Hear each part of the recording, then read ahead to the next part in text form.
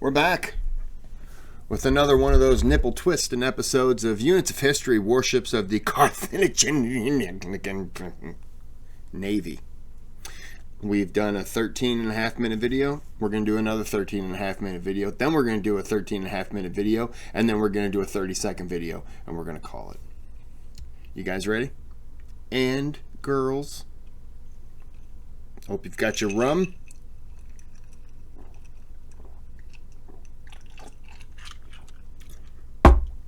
I don't anymore. I don't have any more rum. I'm all out of rum. Let's go and top that bad boy off. Oh, this rum's so good. Okay, while I'm doing all this, I want you to go ahead and lift up your shirt, get them titties out, and watch the video. Ships staffed. As stated before, the vast majority of a ship's crew was its rowers, which could number up to 300 in the case of quinquiremes. During major battles like Ecnomus, the Punic fleet was said to have fielded over 100,000 rowers.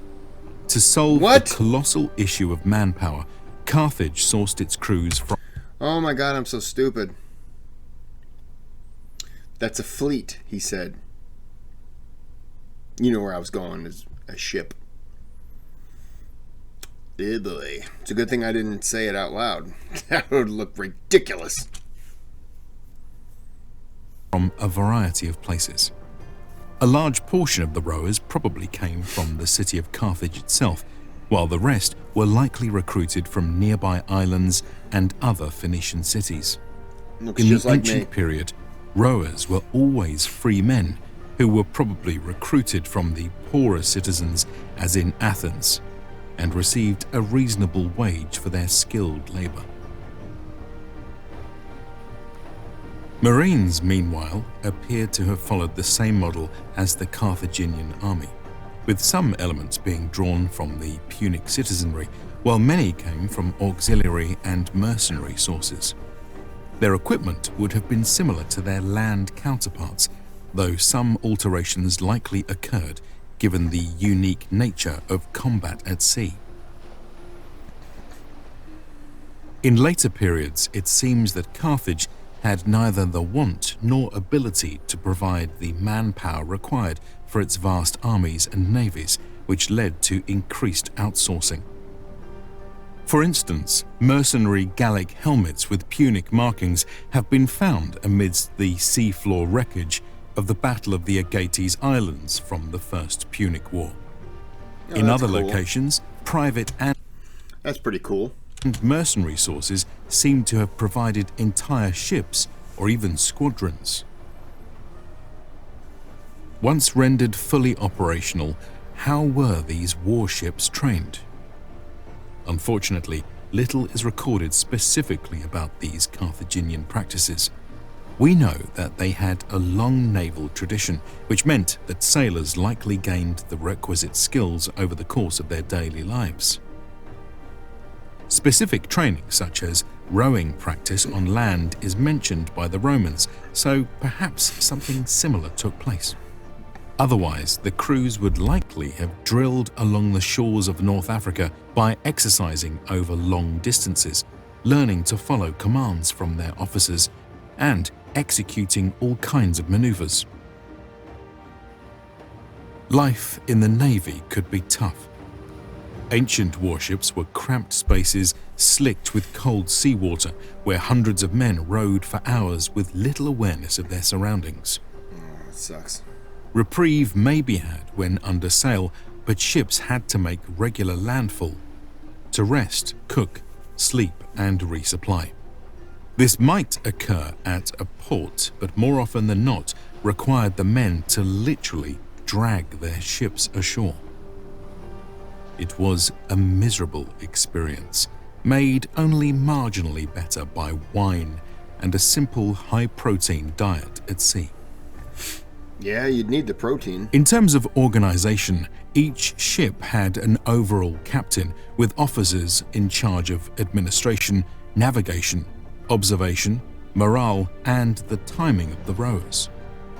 Ship groups are less well documented, but it seems that squads of typically around 20 to 50 warships were commanded by a Rabsheni or sub-general, while overall command of a fleet numbering sometimes in the hundreds would fall under a Rab Mahanet or general. Multiple combat and support fleets could be operational at a time across various theatres of the Mediterranean. This all would have varied based on what the situation demanded, and thus we should not expect much uniformity across the centuries.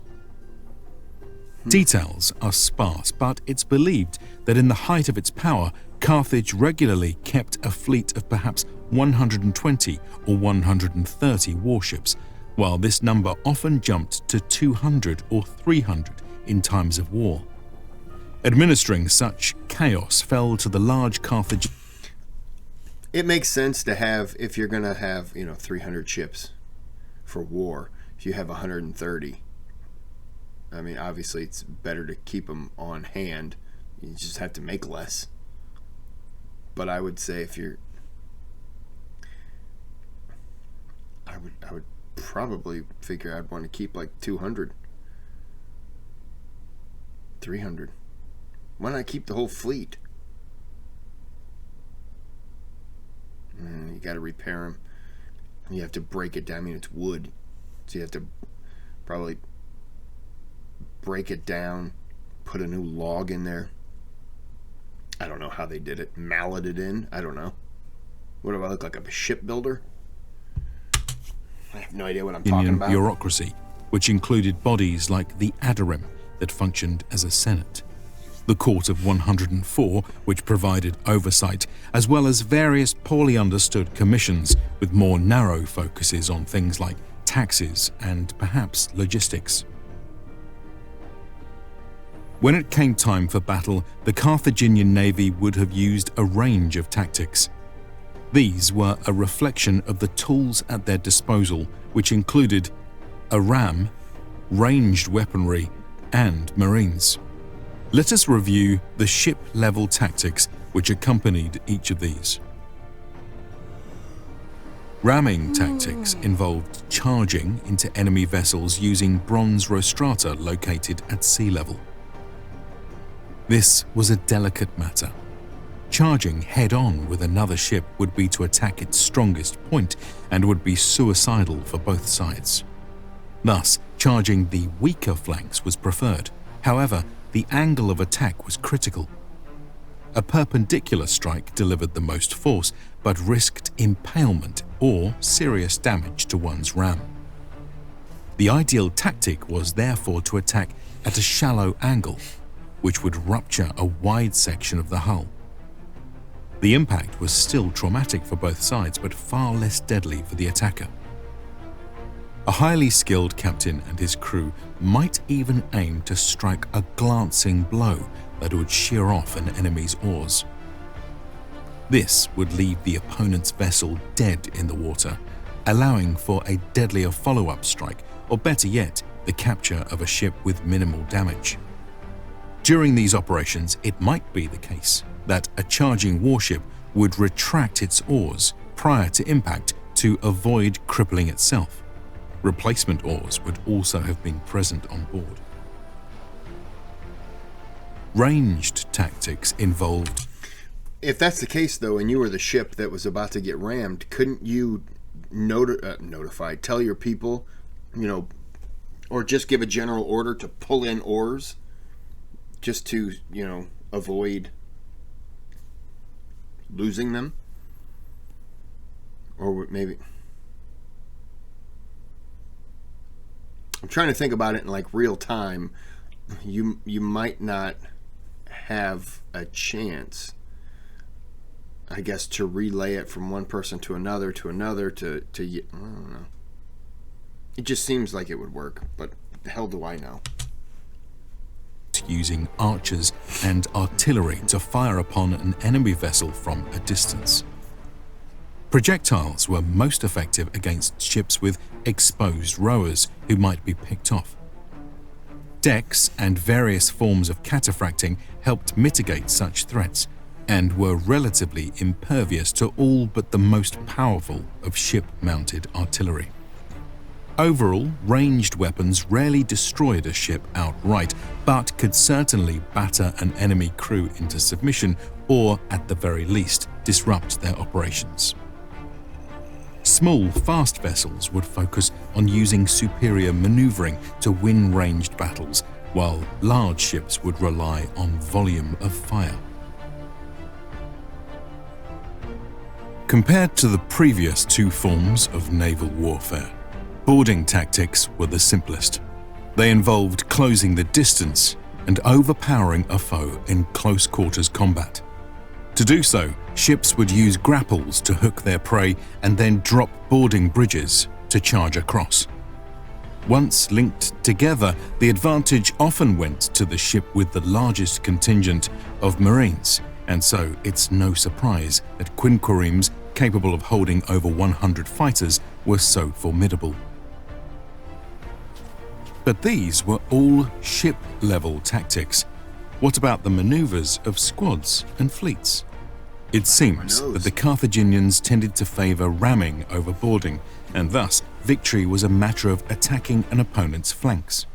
To this end, tactics such as the periplus could be used to fix the enemy's front line while sending fast ships around the side to hit them from the exposed rear.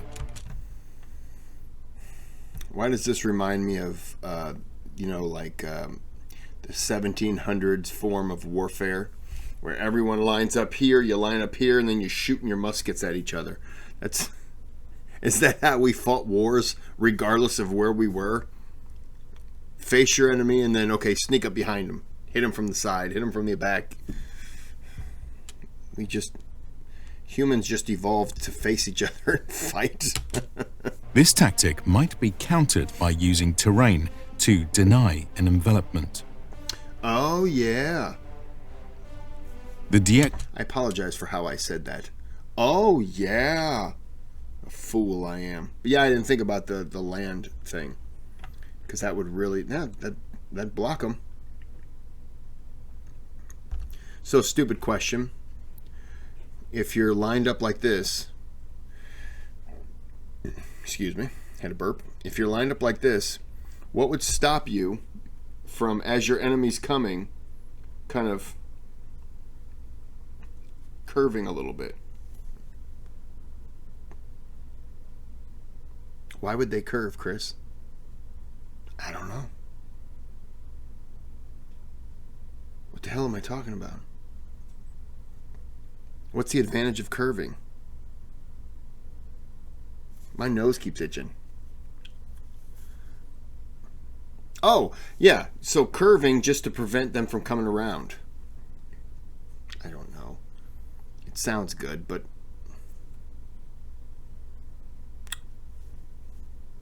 I apologize to everyone with ears. Plus, by contrast, was a maneuver meant to pierce a battle line.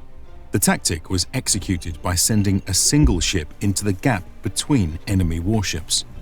At the last moment, the captain would veer to the side and shear the oars off one of the opponent's ships, incapacitating it. A second warship would follow close behind and deliver a full-speed ram to the crippled boat. At this point, a tear would form in the enemy line, through which the rest of the attacking fleet would pour in and rip the opposition to pieces. Interesting. This was often countered by the use of tactical reserves meant to plug any gaps that might develop. In addition to these standard tactics, Okay, so they're coming in, and at the last second they turn, right? So what's to stop this line right here from coming forward, and then you see them start to curve? So what would stop them from curving and hitting them? And why would they just be sitting there waiting? I don't get that. Carthaginians proved that novel stratagems were also possible. At the Battle of Ecnomus, for instance, they attempted an envelopment of the Roman fleet by giving way in the center and forcing their way around the sides. Coming down. This tactic occurred 40 years before the Battle of Cannae and may have even inspired Hannibal's battle plans. Interesting. Now let us finally Hannibal. turn our attention to the service history of the Carthaginian navy. This would have begun in With the basic free version of Grammarly, you get basic grammar and spelling suggestions. But if you get Grammarly Premium, you get way more advanced features. Use Grammarly's free This would have begun in the coastal waters of North Africa as the fledgling colony sought to establish local dominance. We have only a dim understanding of this period, though it's likely that naval battles were quite small, involving only a handful of ships. Soon, however, the Carthaginian fleet and its sphere of influence would expand across the Mediterranean. In doing so, they would start to compete with other naval powers of the era, such as the Etruscans and the Greeks. Around 600 BC, it seems that the Punic navy was used to deploy forces overseas to occupy Ebusus in the Balearic Islands, and soon to secure control of Sardinia. No naval battles are recorded, and it seems this was instead a relatively unopposed move which helped Carthage secure its dominance over the seas of eastern Iberia and southern Gaul. Completely unrelated question. Is Carthage around today? That's a completely stupid question, I'm sure.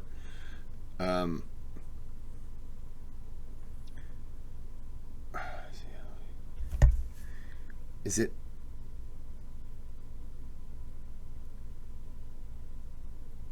I don't know. I don't know. I don't know. I'm gonna guess probably not, because I haven't heard about any Carthaginian navies out there ramming people off the coast of Italia. So, you know, that was a stupid question. I apologize. Sometimes I think that my lips should be smacked in the face with a giant shit. Deservingly so. Likely, this would have caused some friction with the Etruscan fleets which operated in the neighboring Ligurian and Tyrrhenian seas. Though both had raided and traded with one another for decades, they would find common cause when it came to combating the growing Greek influence in the Western Mediterranean. Okay, Thus, the two would forge an alliance in 450 BC to oust the Phocians, who had recently established a new home in Corsica. Ooh. At the Battle of Eulalia, 120 Etruscan and Carthaginian warships faced off against 60 Greek vessels. I'm just going to go on a limb and say the Etruscans aren't kicking around now. All of which were likely monoremes or biremes. We are left with no tactical records of the battle and must imagine the carnage of the incident. Missiles flew, swords flashed, and hulls ruptured, all while men drowned in the churning seas. Jesus. Herodotus notes that the Greeks lost 2/3 of their ships, winning a Pyrrhic victory, but ultimately being forced to abandon Corsica. In the aftermath, Carthaginians and Greeks would continue to clash in the surrounding seas. The island of Sicily became the nexus of these conflicts for over 2 centuries. It is in this theatre of war that the Punic fleet would see the bulk of its action. The first major campaign seems to have occurred sometime in the 6th century BC, when the semi-mythical King Malchus reportedly raised a force to invade. Few records exist, but it seems that this mostly amounted to a glorified raid, which involved capturing booty and slaves and sacking a number of coastal areas in the western regions, but without establishing direct rule. I apologize. I was just laughing at the capturing of booty. I understand what it means, you know, for the Navy pirate kind of thing. Just it's kind of funny to hear. I'm going to pause it in about 10 seconds, and we're going to call it a video. My damn phone keeps chirping away. In 483 BC, the first true Punic-Sicilian War would break out, when Carthage raised a host of allies aboard several hundred ships to oppose the Greek tyrants Theron and Gelon. The fleet faced little opposition at sea and was instead used to transport land forces for a series of pitched battles which culminated in the siege of Himera. Wow, that was an awful trippy time to pause it. I gotta unpause it for a second.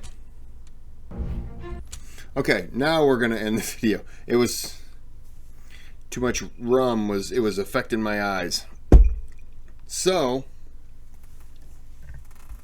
we're gonna go ahead and end this here.